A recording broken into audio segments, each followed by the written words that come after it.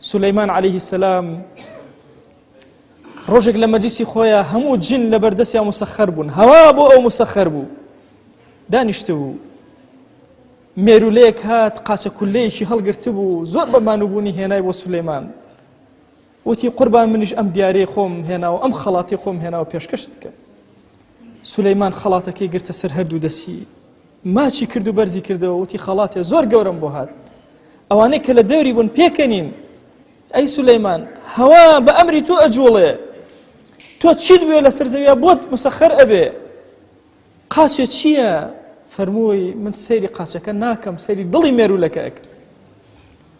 واللهی ئەمە ئینسان ئاوها بێ، ئەبێ ڕەب العالەمین چۆن سەیری دڵی ئینسانەکان کە. بەخوا جاری وا هەیە تەنها دەستهێنانێک بەسەری هەتیوێکە کە کردوتە لەوە چێ خۆت هیچ گرنگیت پێ نەدابێ. بەخوا لە خەو خەبەرە بۆتەوە ئەستەغفیڕڵڵایە بە زمانتە هاتووە کە هیچ گرنگیت پێ نەداوە. واللهی لەلای ڕەب العالەمین ئەوەندە گەورەیە، ئەگەر دەیان ساڵ عیبادەت کردایە بە ئەندازی ئەوە نەئەبوو، چونکە بە دڵێکی زۆر صاف و پاکەوە کردوتە، بە صدق داوات کردووە. هەموو بەیانێکە بەسەر ئێمە تێ ئەپەڕێ ئەبێ بەیانی خەیر بێت، بەیانی بڕیاری ئامانج بێ، بەیانیەک بێ کە بتوانین باشترین چاکەمان لە ژیانە ناشتە بێ. بڕیار بدە هەموو ئێوارەیەک پێش ئەوەی سەر بخەیتە سەر جێگاکەت. زۆر کەس سەریان خستە سەر جێگا و سەریان بەرز نەکردەوە، کۆتایان بوو. بڕیار دە چی ئەکەی بۆ خوا؟ ئامانجە چیە لە ژیانە؟ بڕیاری گەورە گەورە بدە، مەترسە. حەسەن البەنا ئەفەرمێ ڕەزا و ڕەحمەتی خوای لێبێ، ئەفەرمێ هۆلاوەکان بخەون و خەونی گەورە ببینن. ئەوەی کە ئەمڕۆ ئەیبینن خەونی کۆمەڵێ لاو بوو لەوە پێش. ئێوەش کۆمەڵێشتی زۆر گەورەتان هەبێ، لەعەلە ڕەب العالەمین هەمووی ئەهێنێتە دی. وا تەسەور نەکەی کە تۆ بڵێ من هیچم پێ ناکرێت دەستە پاچەم. بەڕێزێک بۆی گێڕامەوە ئەوە کە مناڵ بووم، زۆر بچووک بووم، لە کۆڵانە بە بەردی بچووک مزگەوتێکم بوونیاتە ئەنا، زۆر دڵم پێ خۆش. ئەم خولیایە لە مێشکمان مایەوە، زۆر دوعامە کرد خۆی ڕزقم بدەی مزگەوتێ بکەمەوە. خوا ڕزقی دام، نەک مزگەوتێ دوانم کردەوە.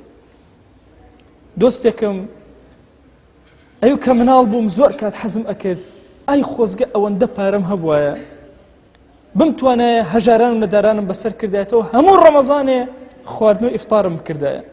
قەت تەسەووری ئەوم نەئەکرد ڕۆژێ لە ڕۆژان بتوانم ئیفطارێکیش بکەم، یەک کەسی ڕۆژوانیش من تێرکە. من لە بنەماڵەیەکی فەقیر هیچ نەبوو. ئەی واللهی خوای گەورە ئەوەندە نعمەتی بەسەرا باراندم کە چەندین مزگەوتم ئەگرد ئەموو نابێ هیچ کەس هیچی بۆ بێنێ، هەموو خواردنێکیان لەسەر من. زۆر کات بەمە تێرم نەئەخوارد، ئەچوم بە دەستی خۆم خواردەکەم تێ ئەکرد و تەسلیمی خەڵکمە کرد. عەزیزەکەم وا مەزانە ئەو خولیایی کە هەتە بۆ دین خوا فەرامۆشی ئەکە، واللهی نەیەتە دی بۆ دنووسرا. دەی هیممەتکە، دە بڕیاری گەورە بدە. خوا عیبە نییە ئێمە لە شارێکی جوانی ئیسلام پەروەرە پرۆژەی گەورە گەورەمان نەبێ، هیممەتی بەرزمان نەبێ، هەمومان بە دائیرەیەکی بچووکا بخولێنەوە. ئەبێ کاری زۆر گەورەکەین، ئەبێ خولیامان زۆر گەورە بێ. گرنگ نییە تۆ خۆت ئیسفادەی لێ ئەەکەی ئەبینی نابینی، ئەوە گرنگ نییە. گرنگ ئەوەیە لەسەر زەویە شتێکت کردووە لە بەردەم ڕەب العالەمینە سەری بەرز کردی.